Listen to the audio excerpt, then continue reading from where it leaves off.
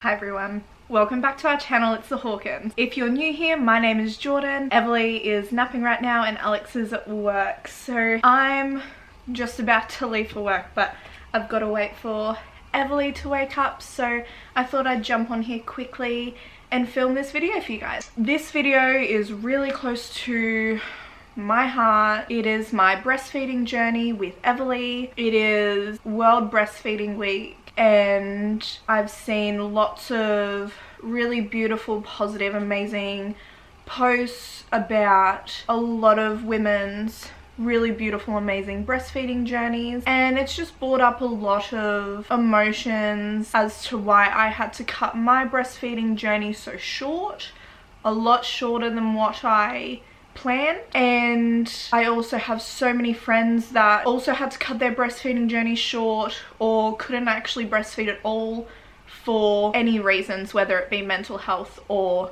medical. I thought I would come on here and share my story to bring awareness to the fact that it's not as easy as what you're taught.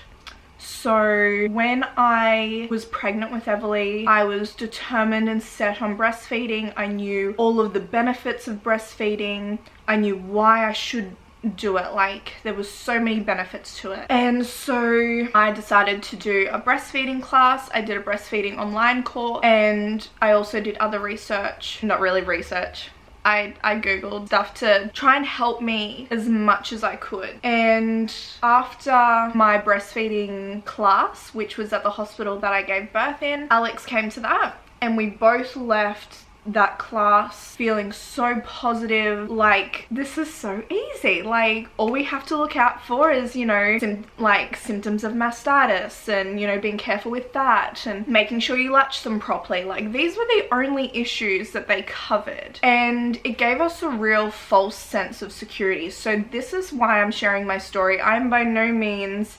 anti-breastfeeding, but I want to share my story so that way that if there's any girls who are pregnant or are in their 4th trimester and they're sort of wondering what could go wrong, if they're trying to repair themselves as best as possible, these are the things that went wrong for me. And I wish there was a video like this out there when I was pregnant to give me a bit more of a heads up and to get me more prepared for what could potentially go wrong. Because at the end of the day, this isn't something small. This is feeding your baby. And once I get into my story, you'll understand why I feel so strongly about this. Sorry if I get a bit emotional about it, because it was very scary and it's still very real for me. And I also want any mums who had to cut their breastfeeding journey early or couldn't breastfeed at all or chose not to breastfeed. You are an incredible mother, and do not let anyone tell you any otherwise. You have fed your baby, you have nourished your baby, and that is the most important thing. And whether that means you stop breastfeeding for your own mental health so you could be the best mum you could have been, that is incredible. And you need to do what's right for you and your family and your baby, and no one can tell you how to do that. So firstly,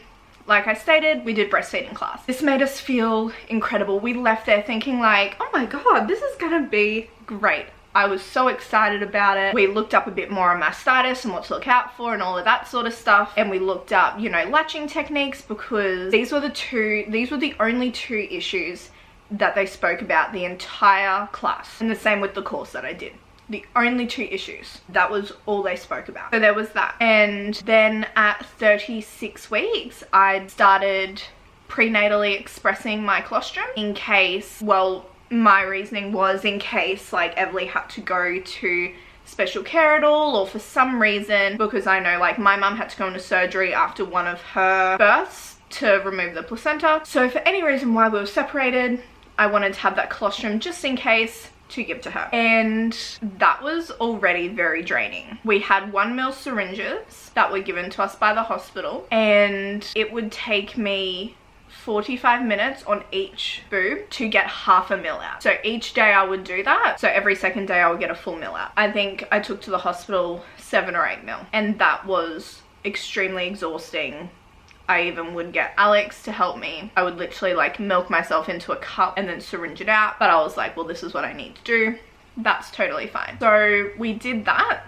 And I'm really grateful that I did do that, because Everly did end up needing to go to special care and get transferred to Brisbane once she was born. So we were separated for 24 hours, so they were able to use that. Fast forward 24 hours later, after I have given birth, I'm now in Brisbane with Everly again. Alex has driven up, he's now with us, we're together as a family, and she really wouldn't latch on. I still wasn't getting any more colostrum than what I was getting when I was expressing prenatally, and the nurses were actually coming in expressing. So like there would be two nurses, one would be expressing and then the other one would be catching whatever colostrum came out with a syringe. And the only way we could feed Everly was put pinky in her mouth and then syringe the colostrum in. And they just kept saying, we'll just need to do this until your milk comes in a few days.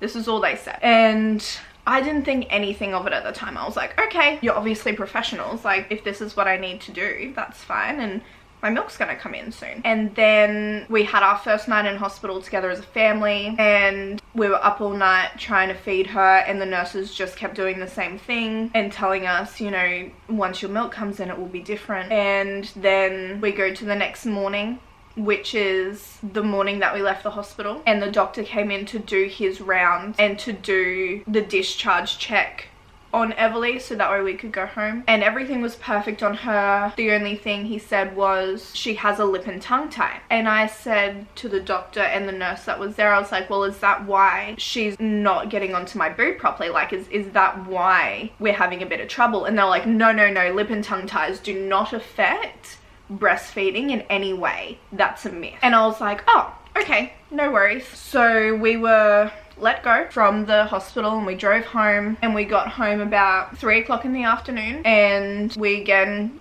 did another syringe colostrum feed. And then it got to that night. The doctors and nurses didn't tell her how big of a feed jump it is, so they're happy to have like 1 or 2 mil for the first couple of days here and there. But then on day 3, their feeding goes up from a couple of mil to like 30 mil every 3 hours. And so we were reading this during the night. It was like 12 o'clock at night. While I was struggling to latch, I couldn't get any more colostrum out. And I said to Alex, I was like, I cannot get 30 mil out here. Like, I can't. And he's like, I know, we're trying so hard. And so I ended up getting my pump out, and I tried pumping, and again, nothing was coming out. It got to 3 a.m. and Everly was screaming. She was so hungry. Alex said to me, he's like, we're gonna have to go get formula. And I was like, okay, yeah. And it was 3 a.m. in the morning. Alex went in, because we live out of town, so he had to drive half an hour into town to find somewhere that had formula that was open at that time so we could feed our baby. I ended up getting Everly to fall asleep. She must have just fallen asleep out of pure exhaustion. And it was probably about 4 a.m. so about an hour after Alex left, and I ended up falling asleep as well. And then I woke up at about 6:30, and I had a message from Alex at 4:30 saying, I'm so sorry, I can't find anything, I'm on my way home, we'll have to just go back in the morning. And it was 6:30. that was 2 hours ago. So my first thought, I tried to call him and he wasn't answering his phone, and my first thought was he has fallen asleep behind the wheel of the car. We haven't slept for 4 days. Like, we have not slept since I went into labor. He's fallen asleep behind the wheel of the car, he's crashed the car, and I'm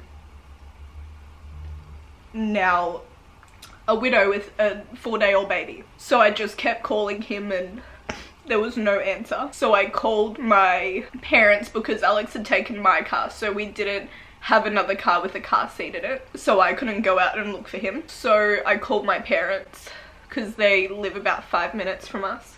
They were really calm about everything. They were like, it's okay, you know, Mum was like, leave it with me, I'll try and call Alex, you just look after Everly, it'll be okay. I didn't realize that Mum told me after she had called the ambulance and like the hospital to see if he was found. My dad went out to try and find him. He ended up pulling over at the side of the road because he was having micro sleeps, and he pulled over and he said that he just needed to fall asleep for, like, he thought he was just going to have a 5-minute nap, and he ended up falling asleep for 2 hours, obviously because of how exhausted he was. And then as soon as he's woken up, he's gone, oh my god, Jordan. So he's called me and said, I'm okay, I'm so sorry, and I just bursted out into tears. And my dad ended up going out and because it was like 7 o'clock then, so he found a chemist that had just opened and he ended up buying us a tin of formula, and I had no idea how to make a bottle, so my dad had to teach me how to make a bottle because he had obviously done it before. So we ended up feeding Everly, and Alex came home and he was okay, and my midwife was due to come over for her first like home visit, and because I was a part of the midwifery group program, I've had the same midwife throughout my whole pregnancy. So she came out and she looked at us and she was like, guys, what has happened? You guys look like you've been through hell. And we told her everything, and she had a look in Everly's mouth and said she has severe lip and tongue ties. She was like, there is no way that she is latching. There is no way she is latching. And I was like, okay, well, what do I do? And she taught us how to sterilize bottles and how to make bottles, and she taught us everything, which was amazing. And then she also taught me how to pump to try and get my supply up until we figured out how to get Everly to latch. And she also recommended me to a lactation consultant that she had worked with for many years. I called the lactation consultant to book in, and she was available the next day. So we went in and saw the lactation consultant, and she confirmed that Everly had severe lip and tongue ties. So her lip was completely basically stuck to her gum, and her tongue was also, you know how we've got that bit in our tongue? That bit was so short that her tongue was stuck to the bottom of her mouth. So when a baby is to latch and breastfeed, they've obviously got to open up their mouth, and then to actually feed, their tongue does that motion, and she could not do that. I was expressing every 2 hours, and the lactation consultant referred us to a surgeon to correct the lip and tongue ties. So Everly was 5 days old at this stage, and we got into the surgeon at 3 weeks old. So in that 3 weeks, I just expressed every 2 hours. I ended up only being able to get about 10 mil every 2 hours out of like combined, so like 5 mil from each boob. And what I would have to do is I would give her a bottle with the express milk in it, and then I would have to make another bottle with the formula and top her up. It was exhausting. And it was literally just like feed, then express, feed, then express. Alex had to go back to work a week after giving birth, so I was also doing this by myself. My midwife was really confused as to why I still wasn't producing any milk. And it hadn't changed from colostrum. Every 2 days, we would go into the lactation consultant, and she would try and help us feed Everly as best we could. And then at 3 weeks, we had her lip and tongue tie corrected. So we went to Brisbane, we had her lip and tongue tie lasered. Before the surgery, we had to go see a chiro, which loosened up her jaw and her stomach and all of that sort of stuff, because of her tongue and her lip, everything was being pulled back and really tight. So they did that, and then we had the surgery. And then the day after the surgery, we went back to the chiro to do all the same thing. Every 4 hours, we had to stretch the wounds. So we would have to go into her mouth and pull her lip right up to her nose and stretch out the wound. And we had to push her tongue to the back of her mouth like this to fold it back. And then we had to do in-mouth exercises as well every 4 hours. So that was quite upsetting, because we knew that we were hurting her, but we knew we had to. Started to work on latching with my lactation consultant. So again, we were there every 2 days. We ended up getting her latched, but I still had to express because I wasn't having any milk, and she would literally just pull herself off because there was no milk coming out. We looked a bit further into it with my lactation consultant, and we found out that I have insufficient glandular tissue. And now glandular tissue, if you're not familiar, is the breast tissue that produces milk. So I've had a boob job. My lactation consultant and multiple other doctors and surgeons have said that that is not the reason why I struggled to breastfeed, because of how small I was beforehand. They were like, it's pretty obvious, like you would have had these problems regardless. I had to put my implants under the muscle because I had no breast tissue to cover the implant. So if he was to put it in where you normally would put it, you would actually be able to see the implant because there was no breast tissue to cover the implant. So that made a lot of sense when we found out that I had insufficient glandular tissue and I wasn't producing any milk.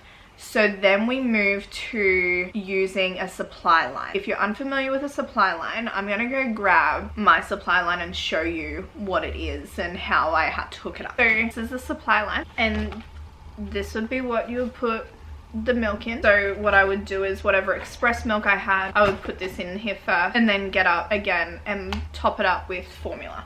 So you would hook that underneath like bra or whatever, and then you have little tubes that you tape to your nipple like that, and then the baby would latch onto your breast and feed that way. So this is how I was feeding for 3 weeks, attempting to feed. Again, we were still going to the lactation consultant every 2 days because I would get this excruciating pain, and I would literally, it was so instant and sharp and excruciating, I'd literally like shove her off me. So then, well, obviously she couldn't feed them because I'd finally got her to latch, and then I had to rip her off me. My lactation consultant was watching what was happening, and she was like, can you explain the pain for me? And I was like, it literally feels like someone is just stabbing me through the nipple, and I would feel it go from my nipple like right down into my stomach. Like it would make me want to vomit. Like it was so, ugh. It literally makes my skin crawl feeling about it. So then we found out I have a condition called vasospasm. It's just when the nerve endings in the nipple respond poorly to the latch. And I said to my lactation consultant, I was like, is this just something, you know, that I just have to get used to, and then once my nipples or nerve endings get used to it, will it go away? And she said no. I was still determined to continue breastfeeding, so she was like, you can start taking magnesium and that might help. I started taking magnesium, and it did lessen the pain, but because I had such a severe case in it, it was not completely going away. And I was feeding Everly one night. It was about 3 AM and I had her latched on properly. She was feeding really well, but I was just sobbing. I was trying so hard to just push through it. Sorry guys, my camera went flat. I was trying so hard to push on because I felt like that's what I just needed to do what was best for Everly. I couldn't even look at Everly while I was breastfeeding. It would literally make my skin crawl. And that night, it was I had been feeding Everly on the supply line for 3 weeks, so she was 6 weeks old at this stage, and Alex woke up to me just being an absolute mess, and he just said to me, he's like, just stop. He's like, you don't have to do this. He's like, I can tell that you're losing yourself, and Everly needs a mum that's healthy herself, and by you continue doing this, you're not doing that. And it was hard for me to agree with him because I'd had in my head how I needed to do this. I had also had people in the past tell me that mothers who don't breastfeed actually don't have medical conditions. They just choose not to because they're lazy and they just don't want to push through it. And I constantly had that in my head. So once Alex had said that, I was like, he just took Everly from me and he's like, just go to sleep. You need to sleep. He's like, I'm gonna go get her a bottle. I'll feed her, okay? Just go to sleep. And then the next day, my midwife was due to come out again for a home visit for her 6-week checkup. She said to me, she was like, because again, she has known me through my pregnancy, and she said, you're not yourself. You're normally so bright and bubbly and happy, and she's like, I can tell you're putting on a front. What's really going on? I just let everything out, and she said to me, I think it might be best to stop breastfeeding. And I knew deep down that was what I needed to do, but I didn't want to admit that to myself, and I didn't want to be the one to make that decision because I didn't want to be the one that had failed. Because that's what I felt like. I felt like I had failed as a mother, as a woman. I had failed. And so for my midwife and Alex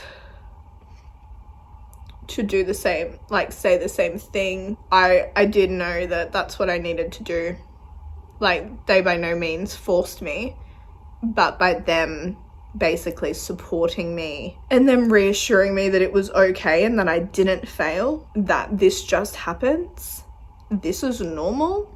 It just reassured me that I was making the right decision, because every day I was fighting that battle in my head, like, no, like every time I would have in my head, I don't think this is working, I would shut it down straight away and be like, no, you have to do this. This is what you need to do. You just have to push through it.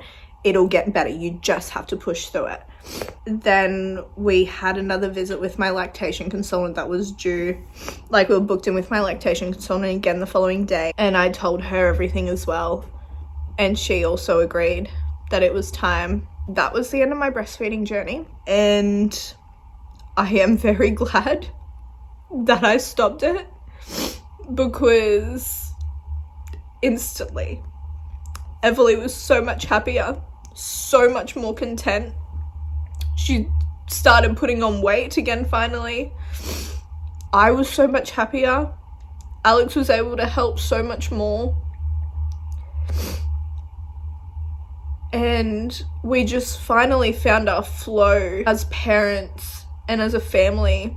And I am really, really glad that I stopped when I did, because, well, I have suffered from depression in the past, and that was the rabbit hole that I was going down again.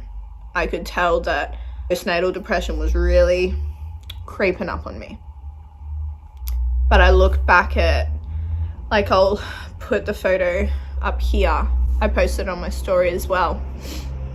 I hadn't looked at that photo since I took it. When I looked at it yesterday for the first time, it broke my heart, because I could see how lifeless I was. I was not happy. I was not enjoying my baby. I was not enjoying my life.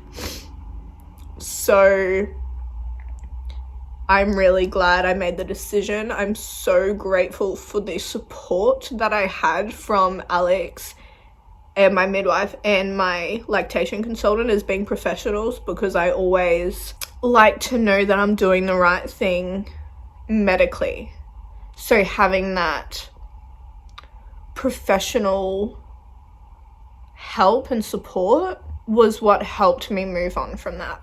I also had great support from my mum and my friends, so I was really lucky. When it comes to this baby, my plan is to not breastfeed. I will try and express colostrum before he's born. So, because I had a talk to my midwife, and she was like, well, if we can get at least like 3 ml for his first feed, that will line his stomach, that'll give him all the good stuff that he needs, and then we'll move straight on to bottle feeding. And she said to me, she was like, would you like to express prenatally and do it that way, or would you prefer him to do that first feed, like try and latch him? And I said, absolutely not. Like, the thought of me breastfeeding makes my skin crawl. It was such a traumatic, painful, excruciating experience that the thought of it makes me feel sick. I do not get uncomfortable seeing other people breastfeed. I think it's incredible. I think it's amazing.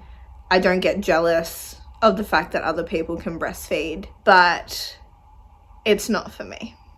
And I'm completely content and happy with my decision to not breastfeed my next baby. I know that he is going to be so healthy and so well nourished. It's already such a weight that's lifted off my shoulders knowing that I don't have to go through that again. I really hope that this may open some people's eyes, or even help a mum that may be in the thick of it right now. You're absolutely not alone. And if you need anyone to talk to, please message me on my Instagram. Like, please message me. I will always reply and try and help as best I can, even if it's just someone to vent to. If you are a mum that has had the most incredible breastfeeding experience, I think that is so amazing. But please be supportive of other mums that can't do it. Because in my experience, I found that the most unsupportive people, I'm not saying all, but in my experience, the most unsupportive people were other mums. Please just be kind to one another, and if someone needs help or even just a shoulder to cry on or just needs someone to talk to, just sit and listen. You don't need to put your opinion on them or offer any solutions, because I guarantee you they've tried everything. They have tried everything. So yes, that is it for me from today. Again, thank you so much for watching. I'm sending all the love and positivity out there I can. Thank you so much. Please like and subscribe, and if you have any questions, please post them below and I'd be happy to answer. And again, please, if you are struggling, I am just a message away. And there's also other resources that you can contact as well if you're suffering postnatal depression. Okay, bye guys. Love you so much. We'll see you next time.